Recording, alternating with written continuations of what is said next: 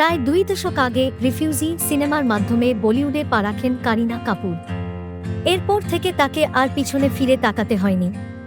কাপুর পরিবারের মেয়ে এবং নবাব পরিবারের বধূ কারিনা মা হওয়ার পরেও বলিউডে দাপটের সঙ্গে এগিয়ে চলেছেন। অভিনয় জগতে কাটিয়ে ফেলেছেন 25 বছর। 2025 সালেই পূর্ণ হবে তার এই মাইলস্টোন।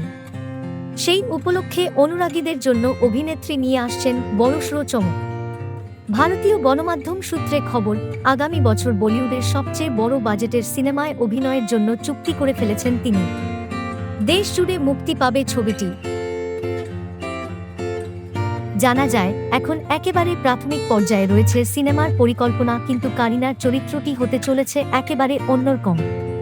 এর আগে এই ধরনের চরিত্রে দর্শক নাকি ভাবতেও পারেননি অভিনেত্রীকে। এই চরিত্রে অভিনয়ের মাধ্যমে এই প্রথম বড় চ্যালেঞ্জ নিতে চলেছেন কারিনা। সম্প্রতি প্রযোজক হিসেবে প্রথমবার আত্মপ্রকাশ করেছেন কারিনা। পাশাপাশি কোনো থ্রিলার ছবিতে গোয়েন্দার চরিত্রেও প্রথমবার পর্দায় দেখা গিয়েছে অভিনেত্রীকে। মুক্তি পেয়েছে দ্য বাকিংহাম মার্ডার্স। এই সিনেমায় একাধারে তিনি একজন মা আবার একজন গোয়েন্দা। বাকিংহামের এক মৃত্যুর রহস্য সমাধান করতে দেখা যায় অভিনেত্রীকে। সন্তান হারানোর পর কিভাবে কারিনা সত্য সন্ধানে পুলিশের সঙ্গে কাজ শুরু করেন তারই ঝলক তুলে ধরা হয়েছে ছবিতে। You can do whatever the f*** you want. Connection with the death of a Sikh child in Wickham.